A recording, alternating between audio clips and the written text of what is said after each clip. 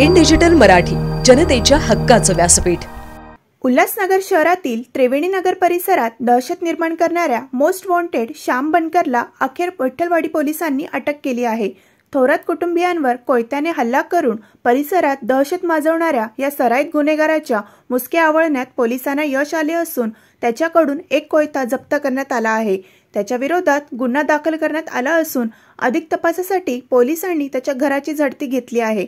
Ulhasnagar camp number 4 मधील त्रिवेणी नगर परिसरात काही दिवसांपूर्वी थोरात कुटुंबियांवर कोयत्याने हल्ला करून परिसरात दहशत निर्माण करणारा आरोपी श्याम बनकर अखेर विठ्ठलवाडी पोलिसांच्या जाळ्यात अडकला आहे।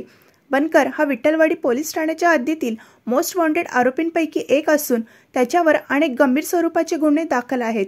पोलिसांनी त्याला ताब्यात घेतल्यानंतर त्याच्याकडून एक धारदार कोयता हस्तगत करण्यात आला आहे। पोलिसांनी त्याच्या विरुद्ध गुन्हा दाखल करून अटक केली आहे। आरोपीकडे अजूनही काही हत्यारे लपवून ठेवली असण्याची शक्यता लक्षात घेता पोलिसांनी त्याच्या राहत्या घरी हाऊस सर्च देखील घेतली आहे। या कारवाईबाबत माहिती देताना पोलीस उपायुक्त सचिन गोरे यांनी सांगितले की श्याम बनकर हा दीर्घकाळापासून पोलिसांना हवा होता। त्रिवेणी नगरमधील हल्ल्यानंतर त्याचा शोध घेण्यात येत होता। त्याला अटक करून आमच्या पथकाने एक मोठे आव्हान पार केले आहे।